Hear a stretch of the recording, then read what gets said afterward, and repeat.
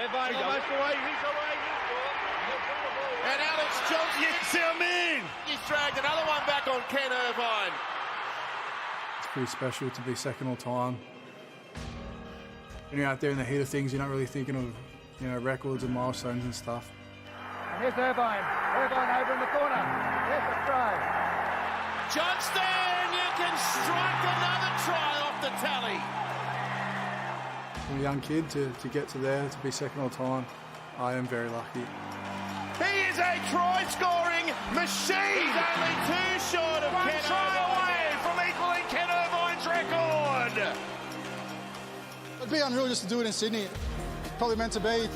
Can you imagine if he breaks it versus the Roosters? Wow. Here's Cody Walker. Here's Latrell. He's equal it. Alex Johnston. 212. He's got Johnson off the left. He gives it to him. Johnston. He's got it. Alex Johnston rewrites rugby league history.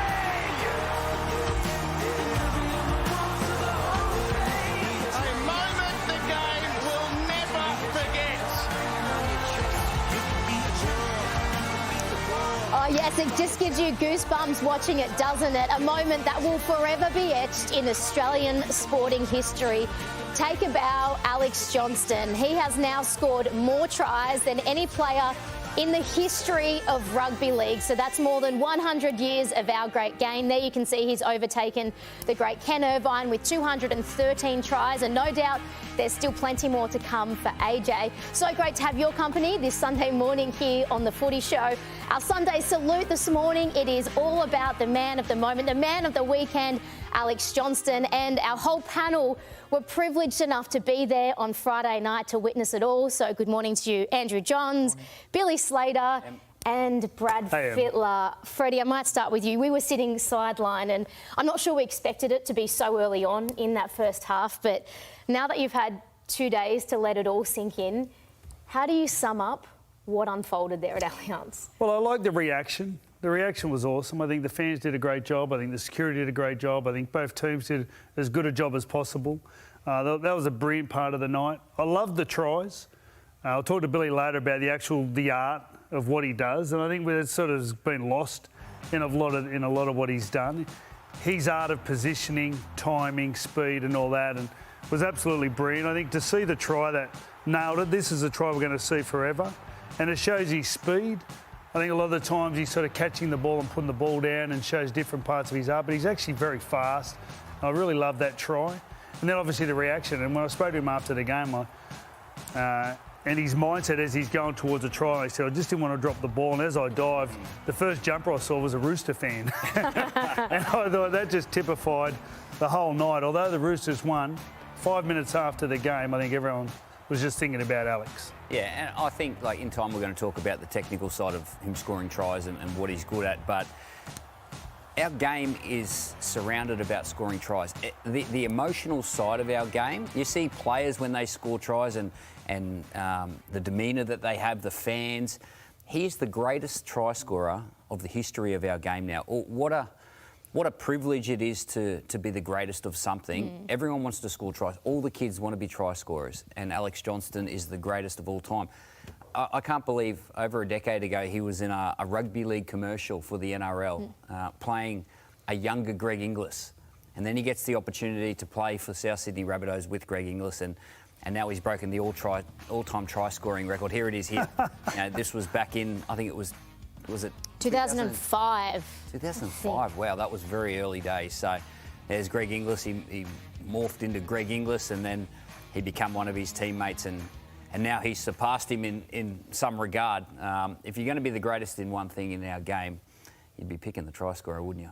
What about the reaction on the night and the fans storming the field? You were in the commentary box, Joey. So from your point of view, I think it took about 5 to 10 seconds for everyone to catch on and think, you know what, we're not getting in trouble, because the warnings were there. You're going to be banned for 2 years. You're going to be arrested. We could have cleared the state's debt if they fined everyone. But I think, don't you think we all in the end got what we wanted? The fact that everyone was able to celebrate it, that moment was justified, and I think not a single person could argue that that was beautiful. Yeah, the image when he was up and he was banging his chest, we're going to see that for years and years to come.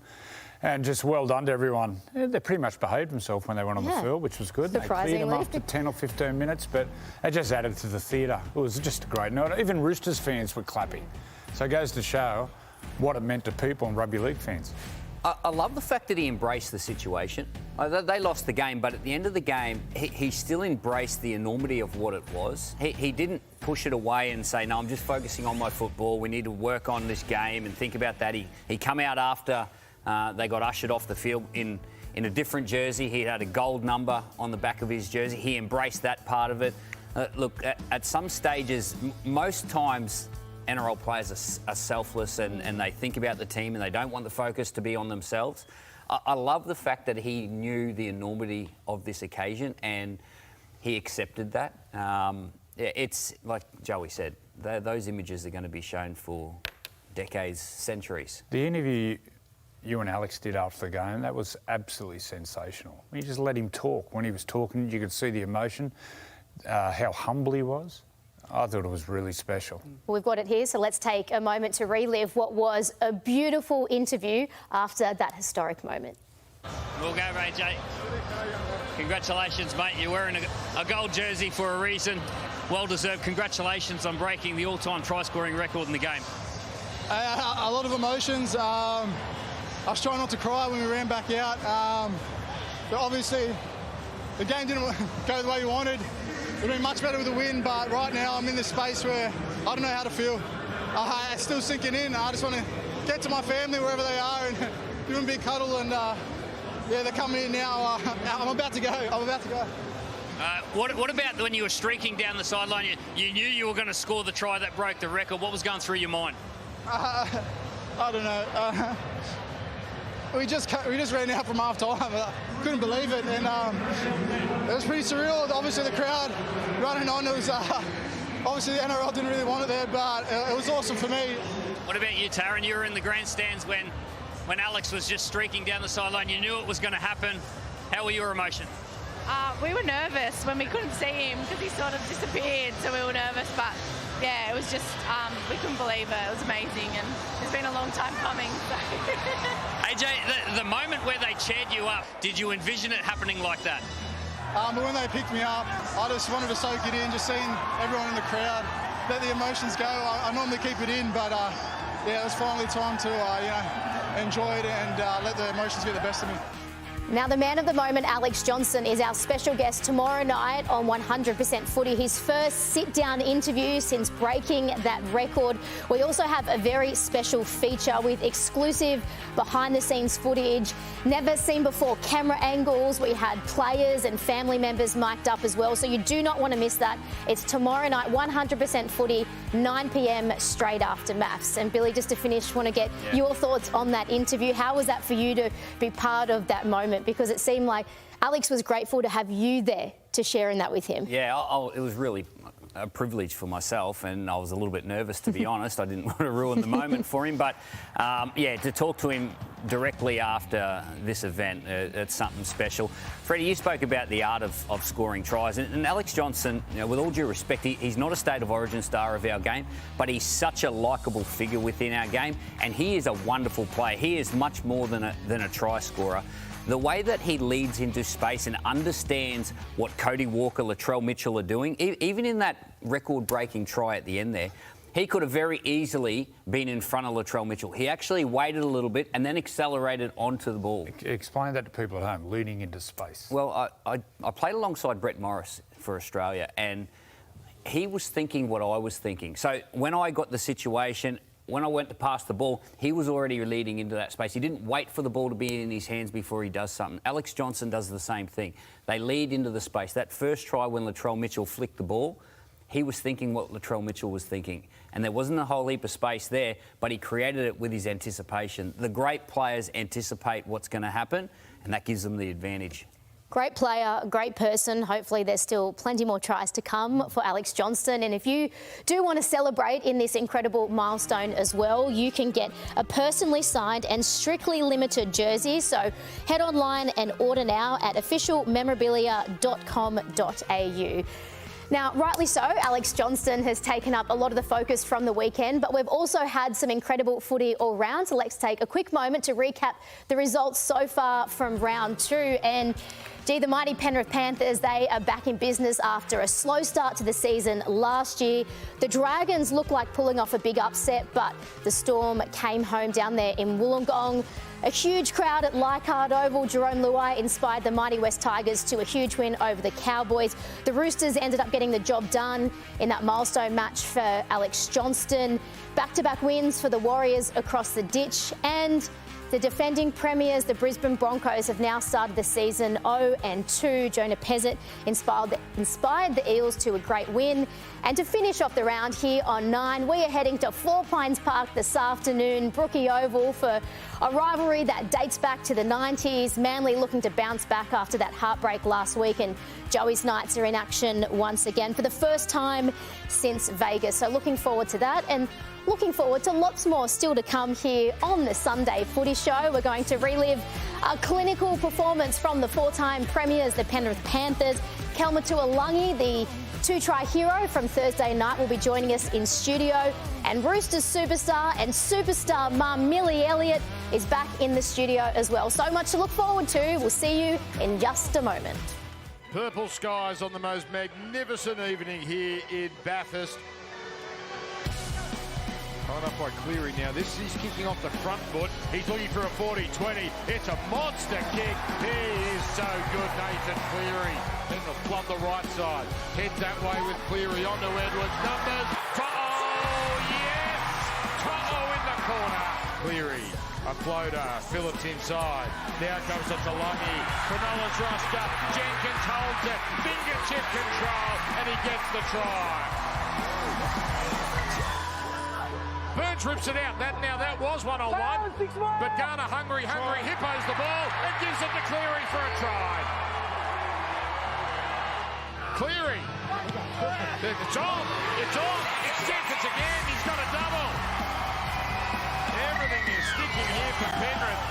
This is creating something out of nothing. Stone Street streaking down the sideline. Stone Street and Edwards. Edwards, such a wonderful defensive fullback. Penrith getting used to that winning feeling again. It's the Penrith of old. Again, another suffocating win.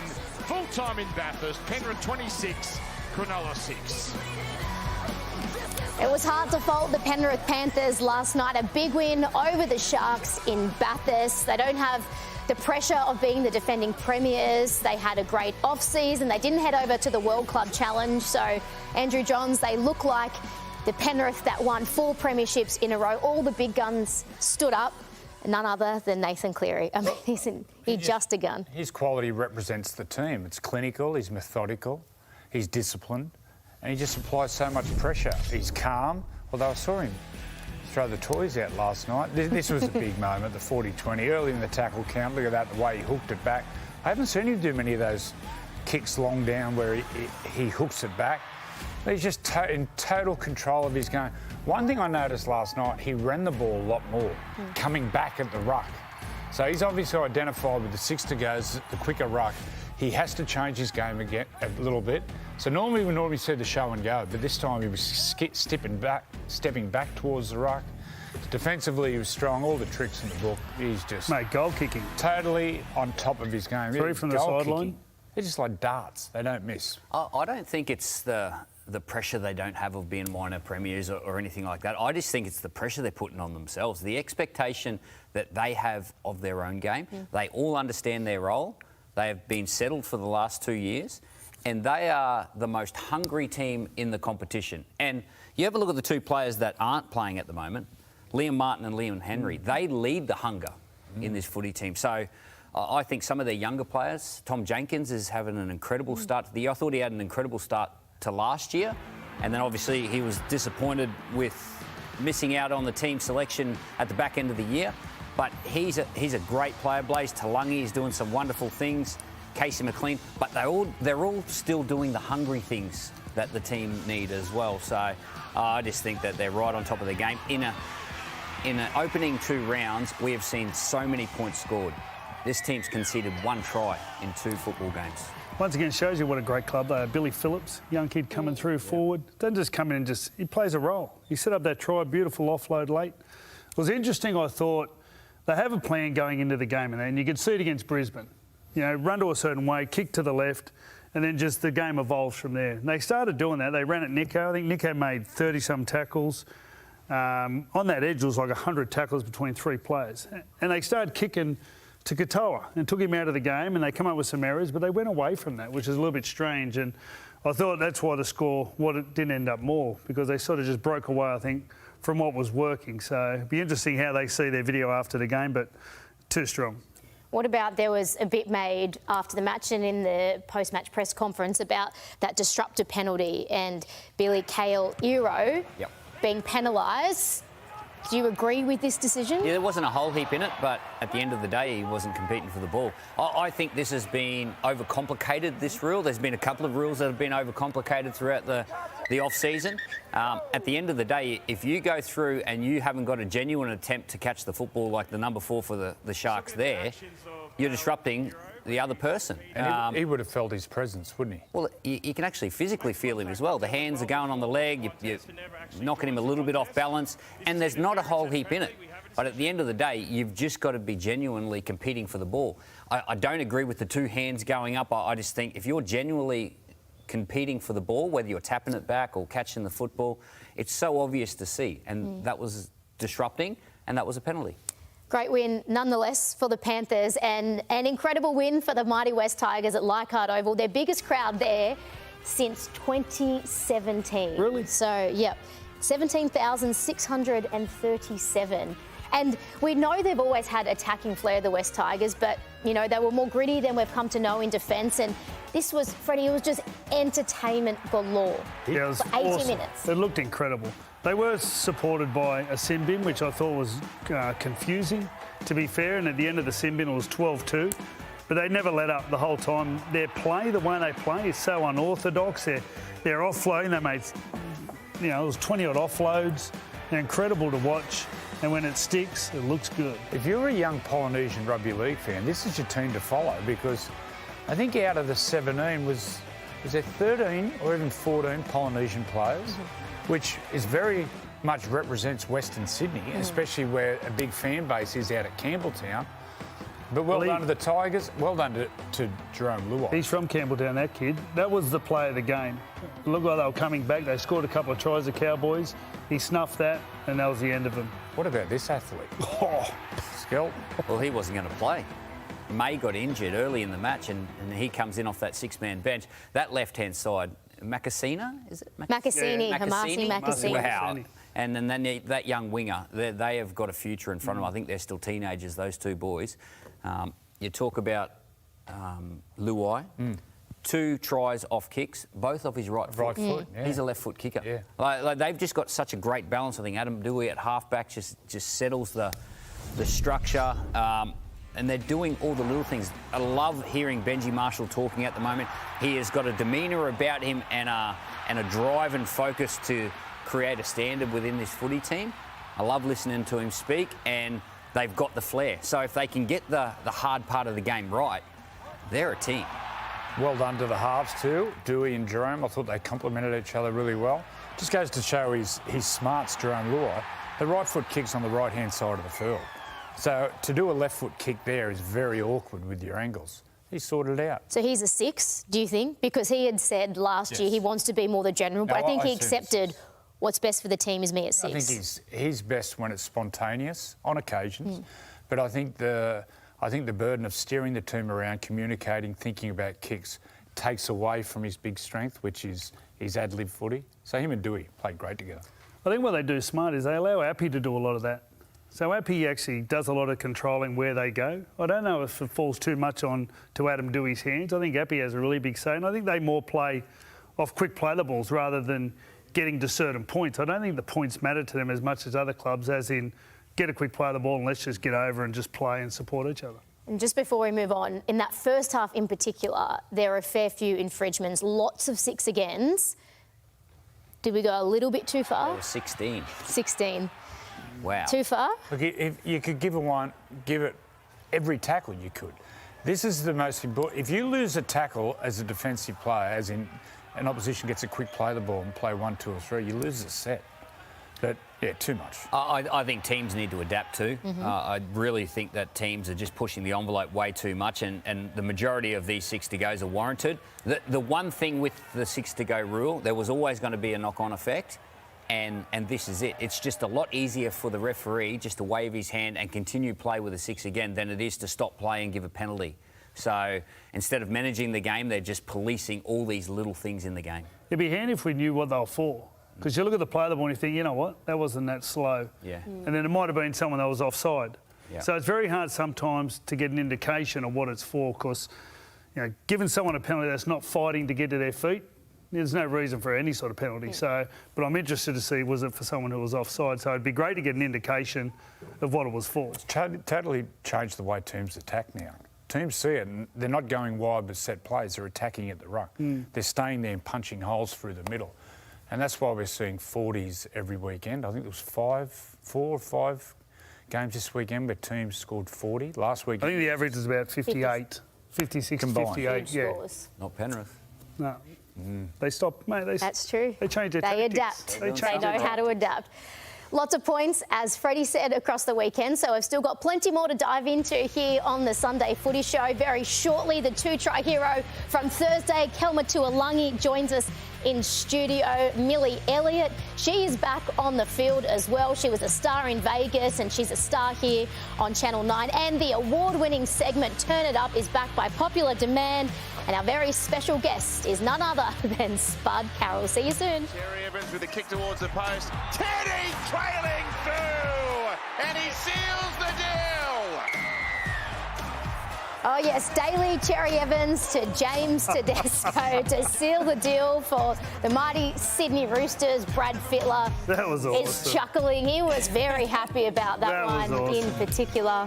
Well, given what the game was about, you know, the Roosters had the opportunity to take that away from them, the 2 points, and you could just see Teddy. He exploded when he scored that. Like, I reckon there's a lot of tries. He scored some great tries. That's probably one of his favourites. I reckon he'll remember that one as with some of the best he's ever scored. And good morning to you, Millie Elliott. Great to have you back on. You've been busy playing, and as a mum, we'll get to that shortly. But what did you make of that epic match? Aside from the heroics of Alex Johnston, it was a good match of footy. It was a great match-up. Obviously, Rabbits v Roosters is one to mark in the calendars. I know that even Nick Politis, he's even said, apart from winning a grand final, that's probably his favourite game to win. So it's good to see the Roosters get up after a slow start in Auckland, but tell you what, it was such a good game, and both teams really played so well, played and entertained everyone. That was the biggest thing. It was such an entertaining game right to the end, and I was even thinking Latrell's going to do a 2-point field goal here. It's going to go into extra time, but yeah, it was just a great game to watch, and to be there, incredible. I think both of these teams are going to have really successful years. There's something about South Sydney. There's a real feel about what they're building and their health. They've got so many quality players. And the Roosters, obviously disappointing over there in New Zealand in round 1. They turned that around really quickly, and especially their defence. Robert Toyer back in the centres certainly helped that.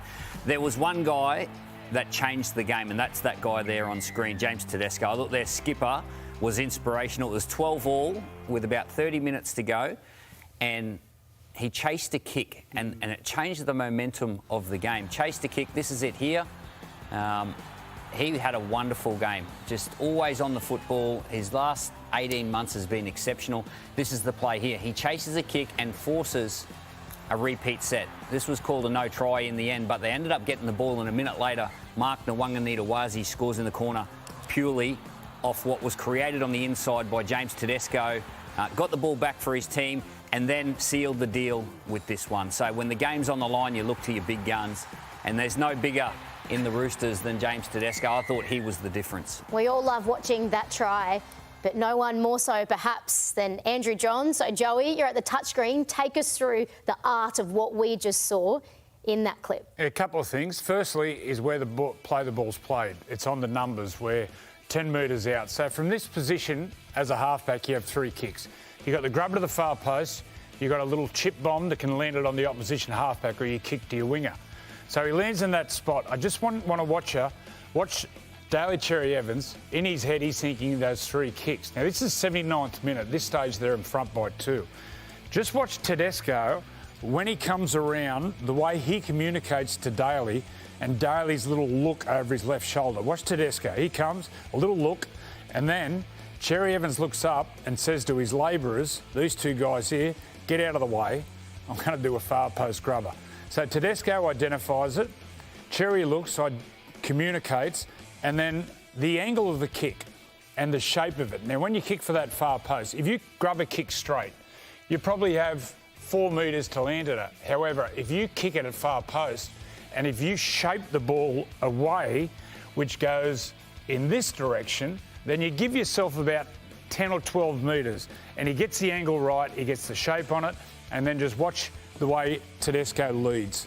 He gets there, he gets the angles right with the far post, he shapes it away from the dead ball line, and then Tedesco scores. Your creative players all on the same page. So that combination with DCE is only going to get better.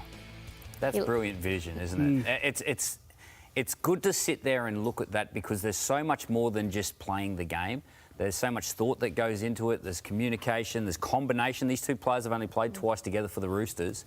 And it's just great vision to see the timing of James Tedesco and the want to be in the game.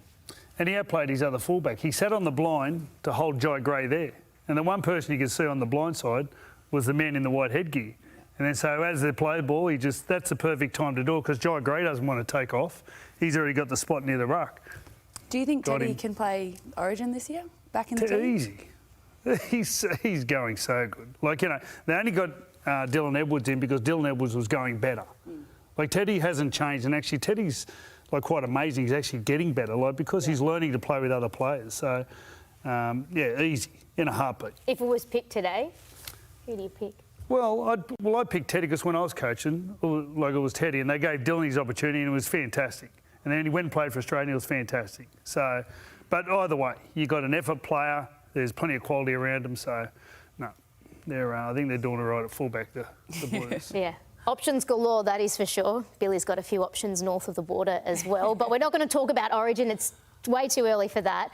Flashy stuff on Friday night. But sitting on the sideline, you also noticed the incredible goal line defence of the Roosters, which was probably not there the week before. Well, Billy spoke about the effort, like the effort of James Tedesco, but just a little added effort in defence. There was a try saved from Sam Walker where he just got back on side and saved a short try. Junior Tyler, a much bigger man. There was the one on Cody Walker on the last tackle where they just hustled, and that was Lindsay Collins. And then all of a sudden they went down the other end and they scored a try. They turn those effort areas and then go down and turn them into points. And the other thing that was different with the 2 teams is they just forced South into errors.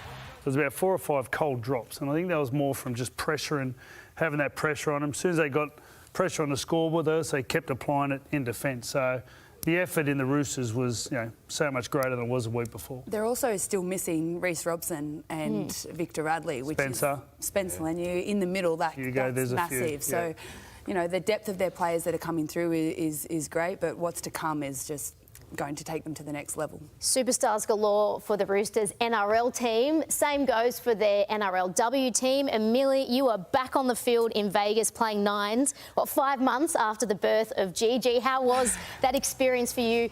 Just getting back on the field, but also the Vegas extravaganza. Yeah, look, it was a nines tournament, and I tell you what, every year I get older, we had to play 3 games a day for 3 days, and I was very, very sore. Every warm up, and then the warm down, and then the next game. And nines isn't really for me. I play prop forward, so too much space. Yeah, too much space. Too many zippy people running around and cutting shapes. So, look, I'm looking forward to 13 aside to come back, but it's good to be back training, and we've started our Origin block as well, so it's just in the thick of pre-season right now. How hard is it post-baby? Is it any different, the pre-seasons? I think it just adds to the long list of prehab. That's my mum, that's not me, that's little baby Gigi. But no, it's definitely different. It's almost just like you've had another injury and you've just got to add a list of injury prevention techniques, I guess, leading into a field session or a gym session. So Look, if you stay fit throughout your pregnancy, it's not too bad, but I haven't actually played a proper game of footy yet, so we'll see. 5 minutes in the washing machine might say something different. What about the emotional side of things? You're going to be playing, and Gigi's going to be in the grandstands. You're going to be able to see her after the game, and hopefully she'll get to an age where she can remember mum playing in the NRL. Yeah, look, that was always a big thing that I wanted to do. I wanted to be able to play a game and finish and have a little baby on the hip afterwards. You know, you see so many men do it and, you know, they haven't even missed a week of footy. They just get to hold the baby, which is awesome. But I wanted to be able to do that. And we're so lucky now, the position that we're in as female athletes. There's a few other girls that are pregnant at the moment that have just had babies as well. So it's just great to be in a position where we're supported, we're welcome back and we're able to get on with our programs and slot straight back into the team when we're ready. Gigi, so lucky to have you as her mum. You're an inspiration not just to female footy players and athletes out there, but just women in general watching. You're going to stick around. Can I ask a question? Yeah. Is there a pressure on women? Like, the athletes are doing it so well at the moment, being able to come back after a baby. Is there a pressure on time and... Do you feel like that, or is it a... I don't necessarily feel that, but I think it might depend on when you have the baby and then when the season starts, what you want to get back for. I loved having a goal, so, you know, something to train for, something to get back for. So it was Vegas, which is a nice little return, and then, you know, I mean, now we've got Origin, which we've got a big squad at the moment, but it's tough training, and then that's obviously a very big game in itself. But, yeah, I really enjoy it. I love the challenge and I love the training. We love having you back in at 9 as well. You're going to stick around for a few more segments. There's still plenty more to come here on the Sunday Footy Show. Star back rower from the Eels, Kelma Tuilagi, joins us. We'll talk about his special side gig as well, so stick around for that. The great Spud Carroll is in for the award-winning segment Turn It Up, and we'll also preview that epic one this afternoon. A rivalry dating back to the 90s. It is Manly and the Knights live from Four Pines Park in Brookvale. Grant on to Hughes. The other way to Munster. Varlongo digging hat-trick. Spin, run, Sua, Varlongo! Scream his name! What a player! What a prospect! What a performer today for the Melbourne Storm! Take a bow. Sua Fa'alongo, a hat-trick last night against the Dragons. 5 tries for the season so far, so he's currently atop the leaderboard for 2026. But Brad Fiedler, it looked at a stage like the Dragons were going to pull off a huge upset, but then the final, 15, 20 minutes, it was the Storm that we expect to see out there. Well, the highlights are all going to come in the last 18 minutes. 5 tries in 18 minutes, and little Sua, my God, he just lights the stadium up. He's speed, and he actually made St George look slow. It was the last 20 minutes, and it was a pretty hot day down there, and I've got to say, he's at a different speed to everyone else. I thought if you go back and watch the video of the first half, St George and Shane Flanning have worked out Harry Grant to a degree, and all of a sudden in the 39th minute and 50 seconds, they just allow him to just stroll over and score a try and go in at half-time in front. It was just the dumbest bit of market defence I've seen, and I find it's hard to watch the Dragons without sometimes saying that sometimes they're a little bit dumb. Like their halfback Atkinson, twice he stole the ball. They kicked the ball out in the full twice. And in amongst brilliance, when you watch Atkinson's left to right pass, it was brilliant. So they're a very frustrating team, the Dragons, and they had a chance to win this, but did some dumb stuff. I think, you know, just when you think, Ryan Pappenhausen is gone, and that's a massive loss for Melbourne Storm. You've got Sua there who's just killing it at the back, but obviously in attack, he scored a hat-trick yesterday, but in yardage, when he's coming out of yardage, he beats a few defenders and it puts them on the front foot. They're not just doing a whole yardage set. They're ready to play good ball because he's got them on the front foot. Like, he engages heaps of players, don't he? Yes. The team's got to defend him, not one or two, everyone. Well, I tell you what, he's got a pretty handy mentor with Billy Slater over there. So Bill's at the touchscreen. Take us through the art of Sua Fa'alongo. It's just so early on in his career. Yeah, I just wanted to bring to everyone's attention when talent meets structure. And that's what he has with the Melbourne Storm. He has an immense talent. He's a wonderful player, and we're only just scratching the surface of what we're going to see from Su'Fa'alongo throughout his career. But just have a look at this play here. This is one of his tries, and this is one of the brilliant ones towards the end of the game. Just have a look at all this structure out to the left-hand side from the Melbourne Storm. And then the other guy I want to focus on is Jack Howarth and what he does for Su'Fa'alongo. As the clip just plays now, 5th tackle, we'll freeze it there. There's Jack Howarth just taking a defender away from Su'Fa'alongo, which creates a one-on-one with Fine. Let it roll, electric footwork. Then there's all the space out here to score the try. He doesn't even look on the inside, but he has a feel of what's coming across, uses his talent again and gets across the line. We'll just have another look at that again. Structure, last tackle, 5th tackle, run the football, uses his talent off the back of structure. He's a wonderful player, getting all the little things right in his game, and this stuff's the easy things for him. A local product out of Victoria too, so... A great story. Yeah, really good story. He grew up in Samoa, moved to Melbourne when he was 9 years old, played for the Northern Thunder. He's flying the flag for a lot of Victorian kids that play rugby league. It's great growth in Victoria at the moment, and having someone like him come through, have the ability, and I know the NRL, they've put on more GDOs down there, so they'll be in more schools, chasing up more green space. It could make a massive difference. And when you watch him play, you watch the crowd. When he scored last week, the crowd just erupted. So he's going to bring plenty of eyes to the game and plenty of eyes to the Melbourne Storm. That corporate talk was outstanding. Thank you. My other life. Well done. My other life. He has all his notes from the NRL there as well. We're connecting. I'll stick to footy with you, hey? Yes. What about that? Daniel Atkinson had that incredible ball to Valentine Holmes last night. Near impossible. It was epic. Well, I wouldn't say near impossible because Freddy pointed out, well said, Millie. That was A. Johns. If you rewind, here we go. Is this a carbon copy? Close very to. similar. This is why he said it's near impossible. He was waiting for this. No, the way he generated power, he was standing He must have big hips because that's what Johns was renowned for. He could just generate. At the last minute, you can see him skip from left foot to right foot to generate power. Then his hands moved at such a speed. And the last snap of the wrist. Can we have a look at that again if it's possible? Play it. What Joey wants, Joey gets. Just watch the way he generates power from left foot to right foot. See? So if I gave him a medicine ball and said throw it, he wouldn't go back on the inside leg. He'd power off the inside leg to the outside leg. That was incredible. Yeah, he used to do that well, Joey. The other one who used to do it really well was Mitchell Pearce. Yeah, Mitchell's long passing. Mitchell Pearce did that really well too. He could stand there and just hoik it. What about you? Nah, I more have to go on the front foot. Harry threw one from dummy half. I was always moving. Half the field. Harry Grant's passing. It was hard, my head was wobbling. Mitch Kenny's passing at the moment. Mitch Kenny and Harry's passing from dummy half. Exceptional. Yeah. Highlights galore. Same across the ditch. The Warriors, another big win. Back-to-back massive wins. Are they the real deal this year? Yeah. Absolutely. The conditions were awful. They lost Capewell early too. Lost Capewell early. Someone else. Harris Tavita got knocked out, or 6 all at half time. There was an intercept.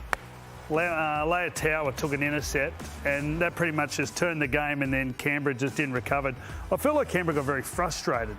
They sort of got involved in the niggle, and yeah, they just never really competed after that intercept. But Tanner Boyd, I love what he's doing. Just really...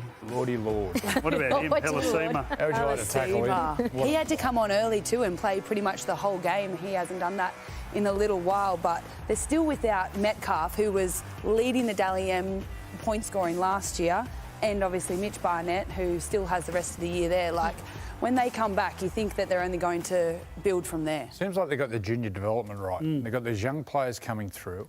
The right players are there, and they're educated to play a certain style. Now, with the new rules, it's so important to hold the ball. Last week, they completed over 81%. With 56% of possession. The other night in the wet, they completed 86% of completions with 55% of. You have to hold the ball and complete over 80% if you're any chance of winning. And that's what they're doing, up the wires. Millie mentioned up the wires, baby. Good corporate talk. Yeah, strategically, I think they're implementing strategics. No corporate BS for Joey, hey? What about Mitch Barnett? Millie mentioned Mitch Barnett obviously being released on compassionate grounds, and it's been confirmed he is heading to the Broncos. big part of that, we understand, was his relationship with Michael Maguire. Obviously, their chances to win another premiership. But do you think that's a great move? I mean, it's almost impossible to replace Payne Haas, but pretty handy replacement there in Mitch Barnett. Well, you can see the association through Start of Origin. They had a great Start of Origin series. So there's also the obvious Payne Haas is leaving, going to a great club. I think he's just in the right time at the right place at the moment, Mitch Barnett. He's a front rower with a lot of experience. He's getting to the best, I think, time for front rowers. Most of them, it's when they're getting older. So good luck to him. I think it's a great move for him. Gets back to Australia and make the most of it. Coming off a bad injury. Yeah. That's a big gamble from Brisbane. You've got a front row of that age coming off a bad injury. So I think I hope it works for both. They've also got Jonah Pezzett heading there next year. He was the star for the Eels on Thursday night. So after the break, we will go one-on-one with the young star playmaker.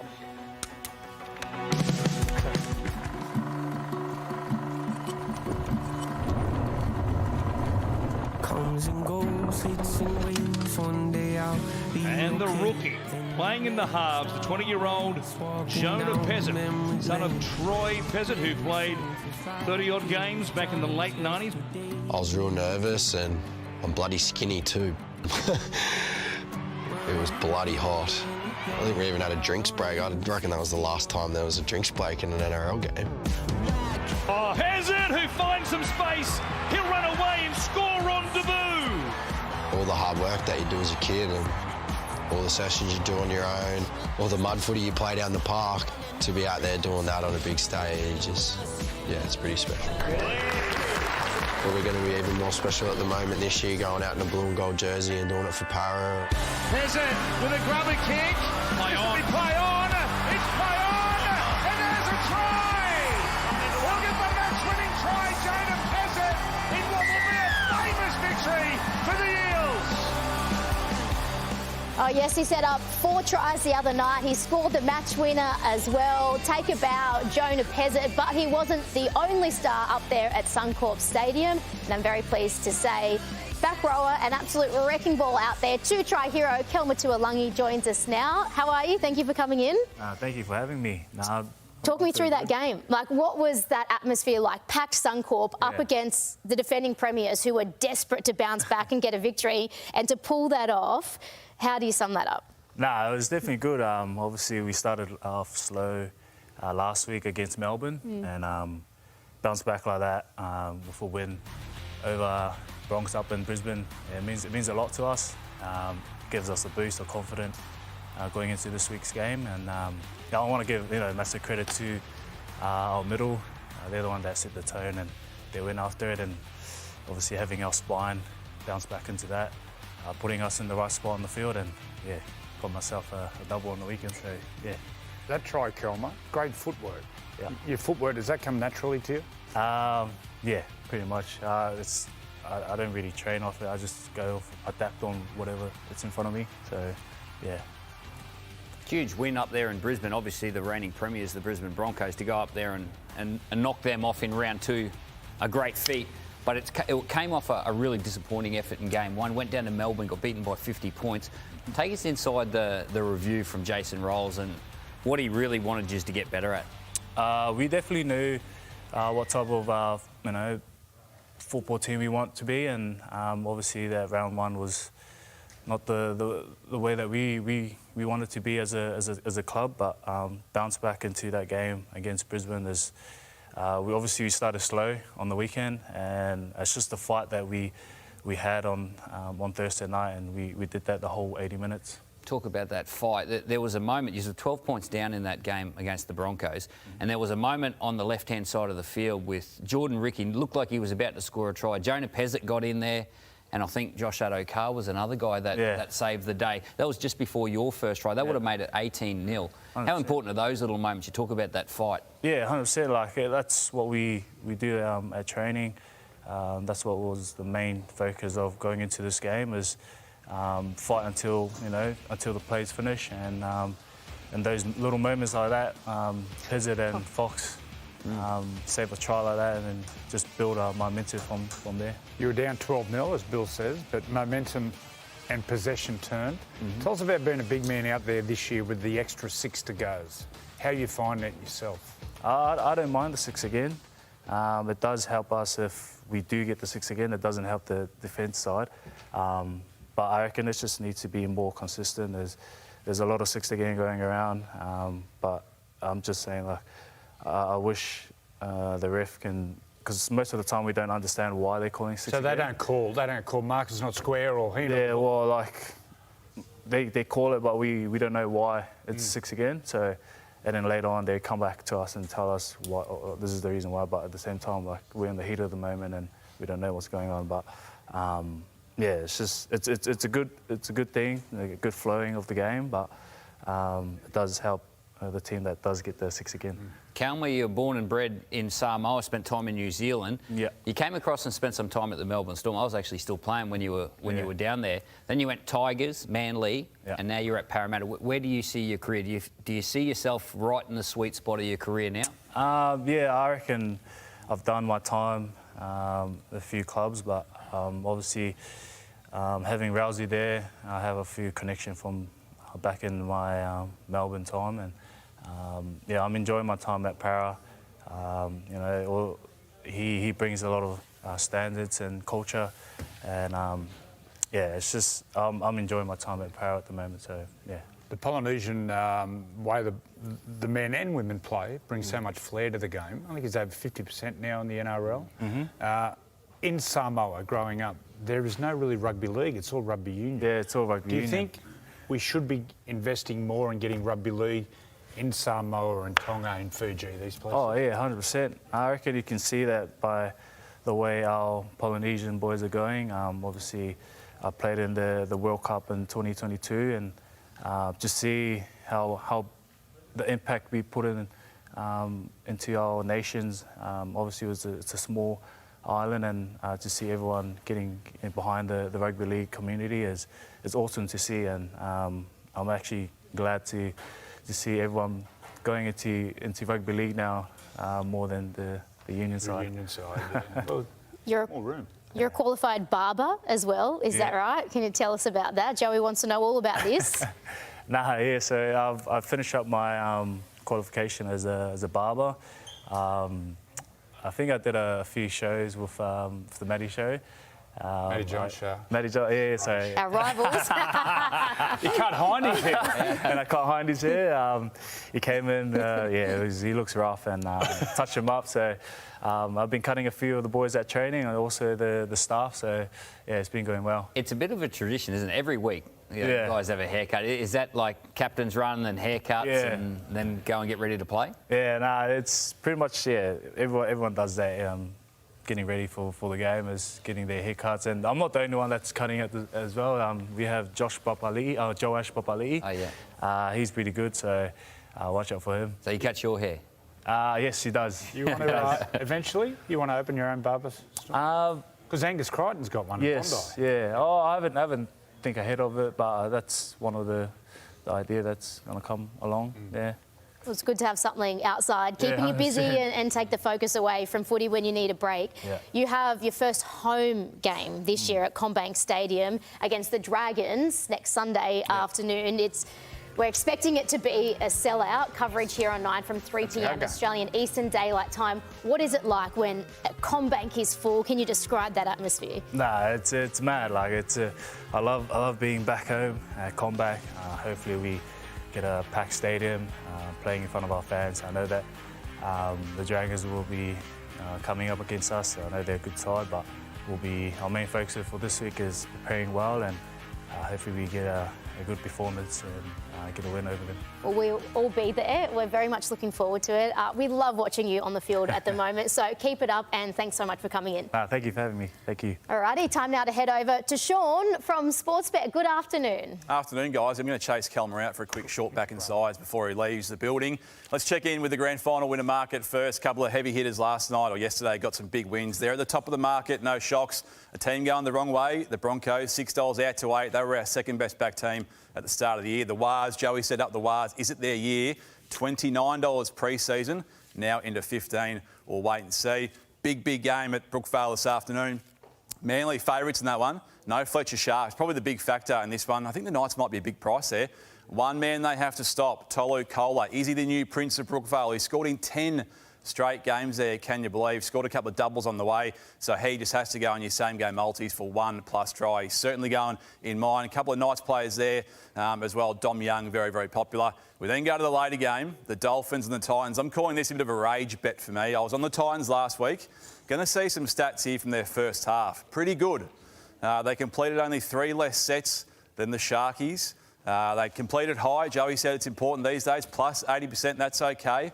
And then got the better of the ref whistle as well, +3 in that department. Go to the next page, really, really poor. Line breaks conceded galore. 300+ metres. The Sharkies ran all over them. The scoreline 34-0. We've seen some big scorelines already. Is it another big one for the Dolphins? We'll wait and see. I'm tipping them in a big, big way. Finns 30+ is how I'm playing. But enjoy the rest of your weekend. Should be a cracker this afternoon.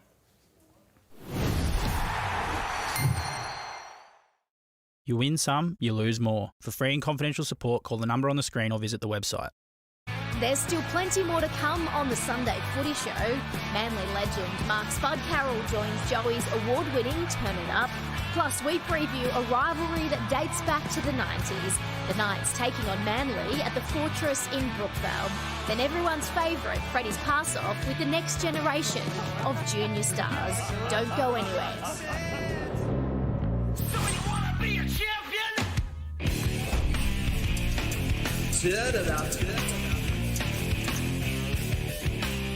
What's the story with the nickname Spud? Spud. That comes back when I got down to South. I was finally making the grade at Penrith and I was after the extra edge, and I used to read a lot of weight magazines, and they said get into the potatoes. So I used to eat a lot of potatoes, up to about 16 a day, the day before a game, which made me pretty crook. And when I got down to South, I ended up getting the nickname of Spud, which you've got to have a nickname in sport, and I've got that now on the car, and it's good to have a little bit of a nickname. I like it. Welcome to Turn It Up. The one-of-a-kind Mark Spud Carroll. Finally, I'm on this show. It's taken so long. Mate, I've been trying to get you on day one. Freddie wouldn't let you on. Everyone mentions your name. The first thing they go is the rivalry between Paul Harrigan, you and Chief. Talk us through that. How did it start, to start with? Well, it happened back in '94. I remember we played a trial game, about the trial games. Yeah. I remember I walked in at Manly, I was about 120 kilo, could lift cars, and Bozo said, what have you been doing? I said, well, I've been putting weight on. He goes, mate, get to 108. So I had to get down to 108. I was just there, and then we played Newcastle in a trial game. It was like their reserve grade side. As a forward, you just want to whack people, and they kept on the right shoulder, and I kept dropping these blokes. One bloke I got a bit high, and they reckon the Chief was at the stand with butts. They said, he's my man. So that's how it happened. That's how it started. But now the rivalry was, mate, you don't see it these days. Built up for games, especially when playing Newcastle. Yeah. Going up the M1, but I've had to put with Bob Fulton, who's a pain in the backside. Mate, Terry Hill spitting at me, had twos attacking my ankles. And my dad would ring up and he said, son, get the first shot in and hang up. Then my mum would ring up. My mum's only 5 foot tall. Mark, have a great game, but don't hurt anyone. Then, mate, what are you doing, mum? How will I go in this era? Like, my gosh, you wouldn't be on the field, mate. for very long. You can't even power flick someone. How'd you get the nickname Spud? Hopefully not looking at my head, Billy. It looks like a potato. Mate, I've always done things big. And when I was at Penrith going to South, I read this muscle magazine, Friend, you eat potatoes, and I love potatoes. So I said, Mum, let's cook them up. And I ate 16 potatoes like that before a game. Mate, I tell you, it made me crook. The S-bends got smashed. And I had a great game. I finally made first grade. And I was going down to the South, and Peter Flingos goes, mate, what's your secret? I said, I must be the potatoes. He goes, what do you mean? I said, I eat all these potatoes. Next thing I was working back then as a roof plumber. Mum gives me a call, you better come up. Telegraph here, paper. You're on the roof. I was a roofer. How are you on the roof? I was a roofer. Mate, I've done that many jobs. Broke Must be many strong tiles. roofs. Oh, mate, what about the backside going through? But I had a photo with all these potatoes, and then when I got the Manly, So when I got south, they said, "Oh, here comes Spud," because my nickname of mates is China. I've always had that name because you know, I used to squint quite a bit, and they said, "Oh, here it comes Spud," and I tried to get Spud number plates, being a bit of a wanker, and I've got SPU double D, and that's stuck. Everything is now called Spud. I've got a gym called Spuds. I've got a beer called Spudweiser, and yeah, it's going okay. Tell us about Penrith growing up in Penrith. Well, I'm a Parrot junior, Freddy. You know, I was at your first ever game, but as a kid, I just dreamt about playing rugby league, playing first grade, especially maybe for Parramatta, but they shafted me when I was a kid. I then went to the dark side, played 2 years at rugby union, at the age 15 to 16, and then I ended up going through the Penrith system, St Pat's at Blacktown, and I managed to play you know, 4 or 5 games of first grade up at Penrith, but my goal was always start AMG and Cardi there, mate, very hard, so that's why I went to South. We saw a clip, you and MG going at it. Yeah. Did you ever punch on the field, you two? We've had quite a few. What about off the field? Mate, well, when I first met him, when I was 18, he was 5'8" for St Mary's. I was 5'8" for St Pat's at Blacktown. We're both 5'8", and we both had the same haircut. It was the bum part. You remember that? Yeah. And mate, we always had that rivalry, but also we had the mateship to say, look, you know, I remember we made a pact in 1990 for the Kangaroo Tour, and we ended up going over there together, so that was magnificent. But mate, as you can see, look at my highlight reel, everything is fighting. Like, seriously. Did you enjoy this part of the game? Well, the whole thing, Billy, was intense for the whole week. It's week in, week out. Yeah. Especially when you got something like Bob Fulton in your ear, and you know, it's sort of negative into positive. Mate, the thing is, I've always been brought up. My dad always said, "Never show you hurt, always get up," and I just kept getting up. Consequences. What are the consequences of playing in the 80s and 90s? Probably paying a bit now, as you can tell by my voice. Hopefully, it's coming out okay. I've had tests for, you know, they call them symptoms of CTE, but then again, the way I played, I'd have to have something. So when you hear it, it's a bit of a shock. But I'm just feeling now the tightness in my chest, anxiety's through the roof for no reason. I've got no dramas here and there, but it's just something that's causing it, Freddie, which, you know, scares me in some ways, but the crazy thing is, and I know you guys have got me coming here playing the guitar, I can actually sing still. So it's like something in my brain which makes me able to sing, hit some great notes, but when I'm speaking, it's like I'm growling a little, so I apologise. Wasn't there a bloke on a fish called Wanda would stutter, but then the movie, but when he sung, he didn't stutter? Yeah, well, it's just one of these things. There's just sing to us, Spud. You're going to sing later, I'm looking forward to that. I say that at my gym, I should really start singing to people and give it on, but no, it's just, yeah, something I'm going through at the moment, but yeah, having a crack. What about the modelling back in the day? The what? Front row modelling. Well, we're going to show some clips. Come on. Get serious. Have a go at that. Is that easy there? Just... Mate, look at There's that something thing. up his backside. I'll have a look at the mullet too. I like it. Well, the mullet was part of my life. You know, when I got to Penrith, I had idols. Matt Goodwin had a mullet, and then when I got to South, Les Davidson was always my idol. And I tried to look like Les. Tried to grow a mo, but I can only grow about 4 hairs. It was see-through. But the play with Bundy, I don't think about modelling, but anyway, it didn't look too bad. What about the student shoulder? Remember the shoulder pads? How big were the shoulder pads? You and Les Davidson in the front row? Big Bundy, yeah. Do you remember Ciro's shoulder pads? He'd wrap them around here. They were massive. And the Wayne Pearce one. I think that might have been the Ray Price version there, but remember when I got the Manly and I walked in 120 kilo, he goes, "What have you been doing?" I said, "Oh, mate, I thought you want me big, son." He goes, "Mate, you've got to get out 108. You're going to get rid of that." I had to get rid of my mullet, get rid of my bloody headgear, took my mo off, and I went, "But not my number plates." I kept the number plates, but everything else had to go. But I thank those the way I played after that. Mobility-wise, you know, now look at the size of these blokes these days, 120, 125 kilo, but they're only playing 50 minutes, whereas we had to stay out there for 80. What about the camaraderie? Like, you look like you enjoyed the team environment. Do you miss that? Oh, very much. I've always been a person who loves winning. I hate losing Monopoly. I need to win. So when I went to Manly, I learnt to win. When we lost, we'd cop it. I don't see enough of that these days. game's so tight, they lose the game. I was sat scared to go into the sheds and see Bozo, but now these blokes want to stay on the field, shake hands, buddy, mate, get in the sheds. You just lost the game. You spent time at a number of different clubs. Is Manly your club? Well, I look at a couple of things, Billy. Penrith gave me the chance to... I got graded at Penrith by Tim Sheens. Leichhardt Oval, best game I've ever played.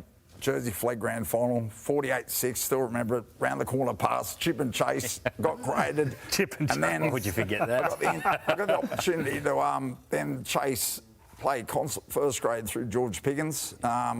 He then created, he said, mate, I'll turn you to a front row. I said, I'm here for you. And then Bozo rang up and said, son, I need you here. We want to win a comp. And I said, who are we signing? Dave Gillespie, Terry Hill. And I went, this signing. And he goes, how much money you want? I said, Bozo, it's not about the money. I just want to win a comp. And... But 200 grand would be nice. Back then, I can't remember. It probably was. It was okay, but it wasn't like what you're on. All you, Freddy. All you, Freddy. But no, I went to Manly to win a comp. We played in 3. We won 1.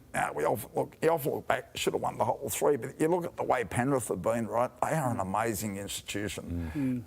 Now they are the chaser. They're not getting chased. You can see the way they're playing. Mate, it's hard winning a comp. The next year, mate, you're the headed. You've got to be the top dog. And as we can talk about the Broncos at the moment, they're struggling. There's a lot of sides that struggle after winning a comp. Well, thanks for that, mate. Stick around because we're going to dissect the game today at Fortress Brookie between the Knights and also Manly. So stick with us. After the break, we're going to talk about the big game today.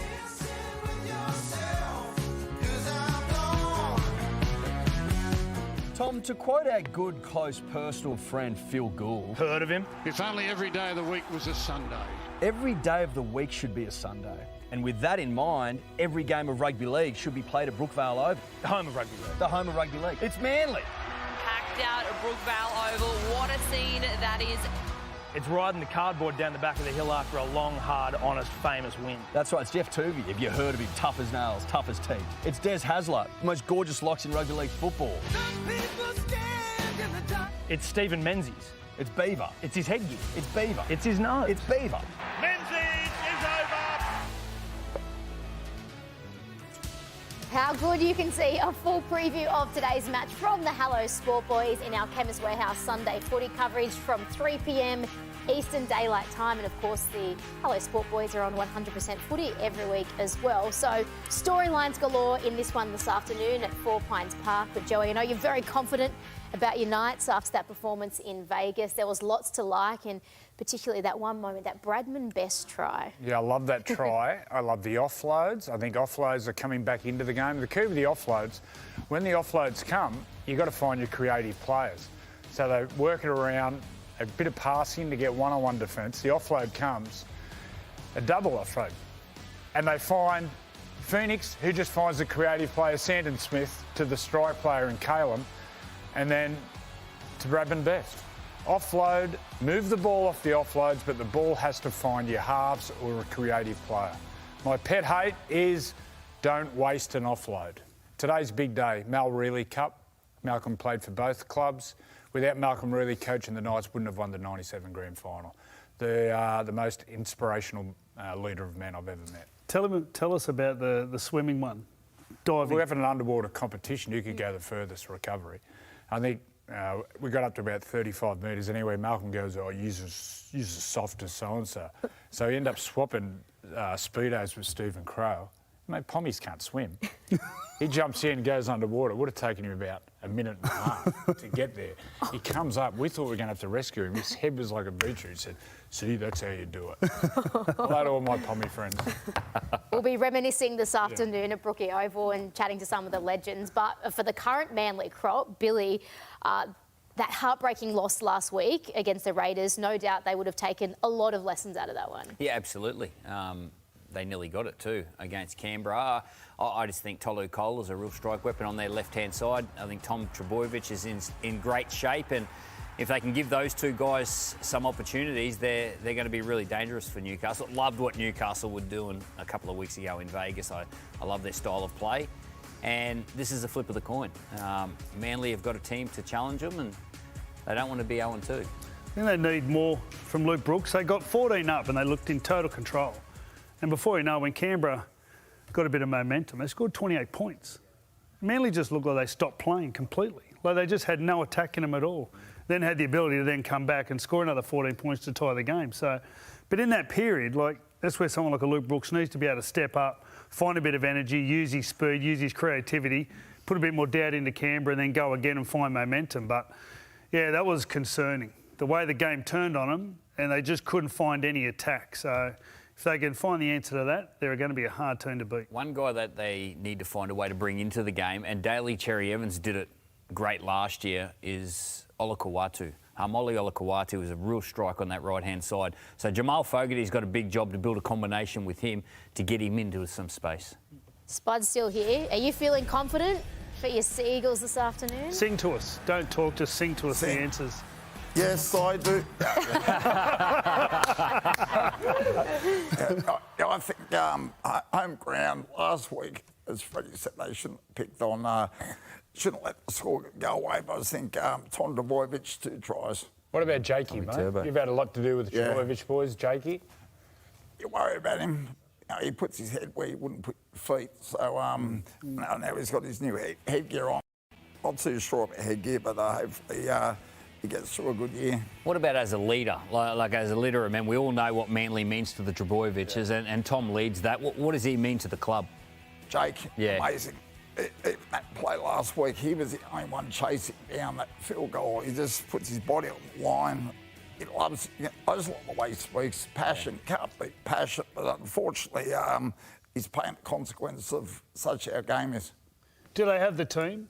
Like we talk about, there's some great players in amongst them, but do they have the team in the club to compete with the Penriths and Melbournes and be in semi-finals? It's a new competition, isn't it, Freddie? Top 8, but I think forward-wise, I think they maybe missing one big man through the middle. The second's back, but he can't play 80 minutes. The outside backs, good for scoring tries, but hopefully they put performance on against Newcastle, especially home ground. You've got to take it on. Caleb, sorry, Bill. Yeah, I was just going to mention Kalen Ponga. Joey, you would have watched Kalen and Dylan Brown and their combination over in Vegas a fortnight ago. What did you make of that? They'll run first, and with the new rules, with the quicker ruck, I think it really suits the game. I thought when Fletcher Sharp was there, those 3 players, Fletcher Sharp and Kalen and Dylan, were a real run threat around the ruck. Sanders Smith comes in. I think he's an exceptional runner of the ball too. But the way when they get in good ball and they're splitting their halves, they'll split Dylan and Sandon and let Kalen float in first receiver. That's when they look the most dangerous. Kalen looks in a real mood this year. He looks fit and strong, and then his body language in the game, but also after, it showed that real care factor. So it's exciting for Newcastle. Were you upset when he pledged his allegiance to New Zealand? No, not at all. I think the writing was on the wall there. So, he wants to represent his father's heritage, so good on him. Good on him. No doubt he'll put on a show. Just stay in red and blue at club level, please. Please do that. Speaking of putting on a show, Spud has his guitar here, so take it away, Spud. Give us your best, whatever you got. I don't know what you're singing. Freddy and Joey love this song, so I'm also do a wild thing. You make my heart sing. You make everything I say love you. A wild thing. A wild thing. I think I love you. But I want to know for sure. So come on, hold me tight. You move me. I said a wild thing. You make my heart sing. You make everything I still love you. A wild thing. One more time. I said a wild thing. You make my heart sing. You make everything I still love you. A wild thing. This young fella, he's a cutie, isn't he? This was his first year playing footy under 9s for Lapa.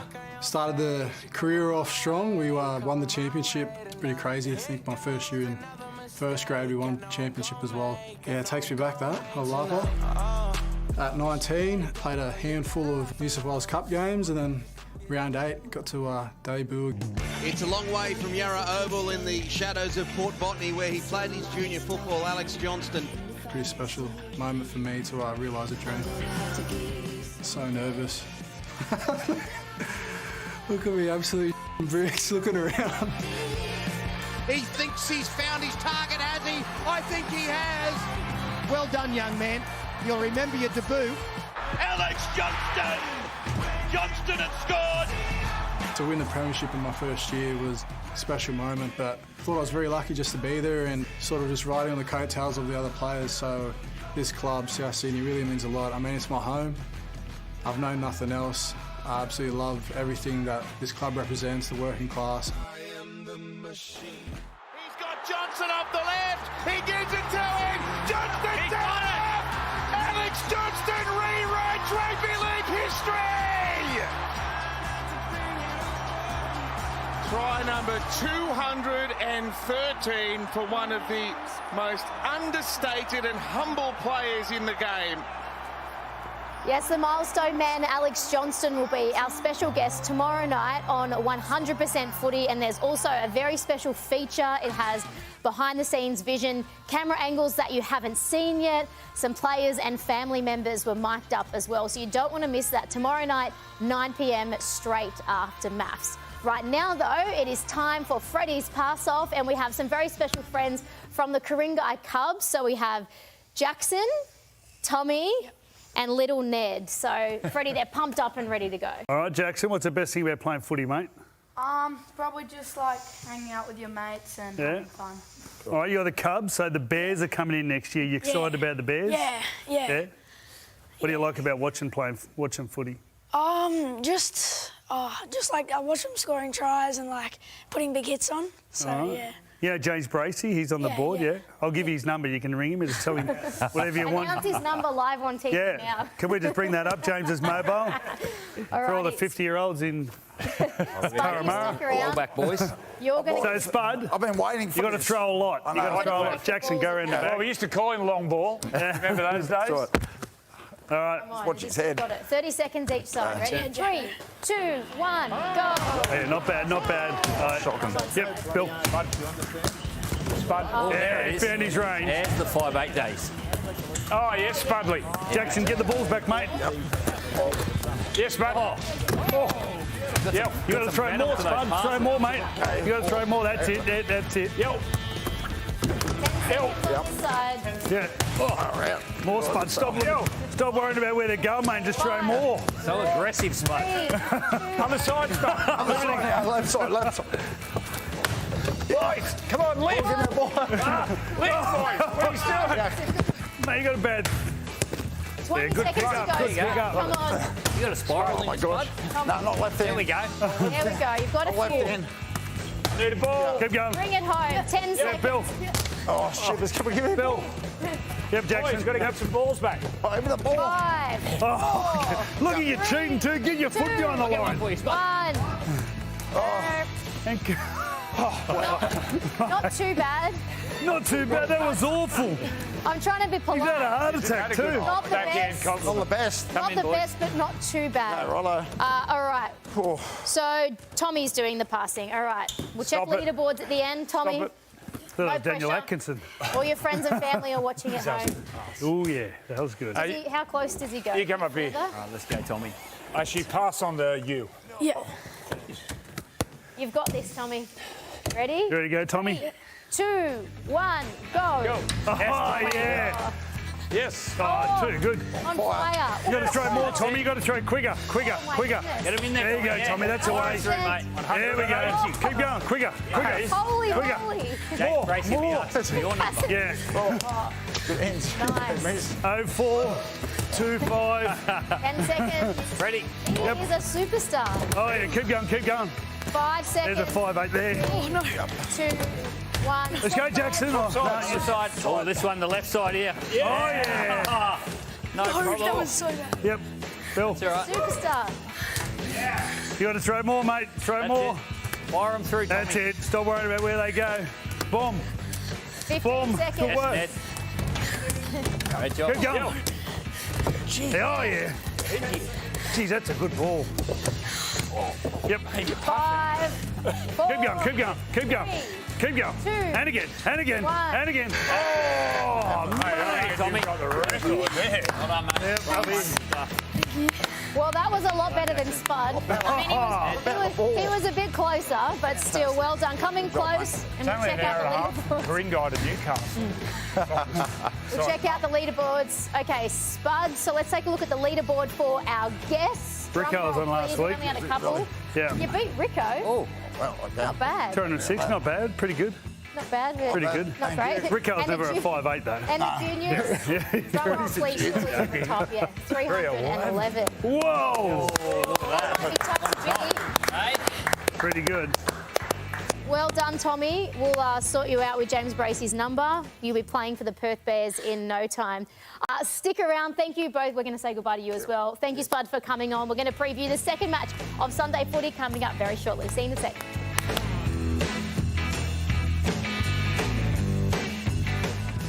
The Dolphins back in action later this evening. One of the best backlines in the competition. They'll have fins up at Suncorp Stadium. How good is it to watch the likes of Izzy Katoa, that man, Hamiso Tabuai Fido. They'll be taking on the Titans, both looking for their first victories of season 2026. Can we get your early thoughts on this one? Well, the one thing you notice at the start of the year is the bounce back factor. So, you know, whatever you saw last week, you might necessarily see this week. The Titans last week, they had 50 put on them. They were pretty disappointing. Given what they'd done in the pre-season challenge, I had a lot of hope for the Titans, but up against the Dolphins, who, like, their attack has been superb for years. Save it, stop and tries sometimes is a hard thing for them, but when you're watching Selwyn, Hamiso, Katoa, Herbie Farnworth, like, they've got so much attack. So if they fix the other part of their game, I reckon they're a real threat to the comp. I reckon they're both in the same boat. Both have leaked plenty of points in round one. 40 points leaked against the Dolphins and then 50 for the Titans. I think that'll be their focus going into the game, both of these two teams. But there's too many stars and too much talent on show for them not to score too many points. I think it will be a high-scoring game, even though that they'll both be focusing on defence. That massive loss for the Titans in round one, Joey, against the Sharks, is that... Do you just wipe that? Is it an easy fix just from one week to the next? You don't wipe it. To win a game, you've got to pay the price physically. You've got to put your body on the line. So, Titans, get out and pay your taxes, especially early. Your body on the line. That was a really poor round one. Yeah, so looking forward to watching the Titans. They'll bounce back. Yeah, especially because they were actually really good in the trials. And although we say trials are trials, they still perform those actions that set their game up. So if they can get back to their trial form, I think that they'll, in particular, bounce back. What about someone like Izzy Katoa? We know you love watching him. I'll be organising afternoon around that. Make sure I get to watch him. Stalker. Yeah, stalker. Yes. Are we genuinely concerned that he's going to be stalking? Well, it Izzy depends. Katoa? I'd like to see what you look like when you're watching the game. Oh, no, you don't. No, you don't. I want to know what you look for. What you look for in his game. Why is he so special? Everything. It's a complete package. Everything he does is just all class. Stop laughing, you lot, and trying to be serious. He's got all the skills. If you go through every playmaker since the early 90s, starting with Ricky Stewart and Alfie Lang, and go through all the champions, he's got every trait they all have. He is the perfect package. Stop laughing. I'm not saying anything, mate. No, he's the ultimate halfback. So, he's going to keep building his game. I think the next evolution is his running game, especially with the 6 to goes.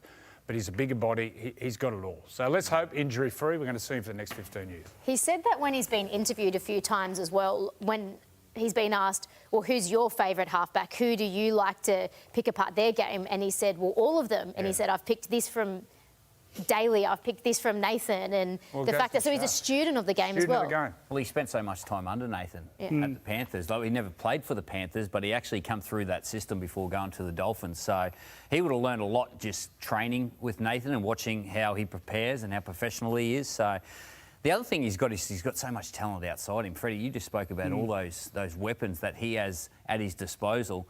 It's how he brings them into the game and which one he brings at different times. And just before we do have a little quick breather so we can stop laughing at Joey, some news in the NRLW. Indy Bostock is leaving the Dragons and she's heading up to the Titans. She's a star, sister of Jack Bostock as well, so that's a handy pickup for the Gold Coast. Yeah, this is a really good opportunity for her. She was really comfortable down playing for the Dragons. That's where she grew up. A lot of the girls that she plays with, they all come through the South Coast team together, the Illawarra team. They won everything basically, so I think this will take her out of her comfort zone, and they'll sort of just see her as a blank canvas and pretty much start again. So good on her and good luck. Yes, good luck. And of course, we are heading very shortly to Four Pines Park in Brookvale. It is Newcastle and Manly, a great rivalry that dates back to the 90s. The Gladiators are on camera. Carrigan and Carroll. Oh! Carrigan has gone after Carroll. Carrigan fired up. It's there. The goal taken out high. And there's a puncher.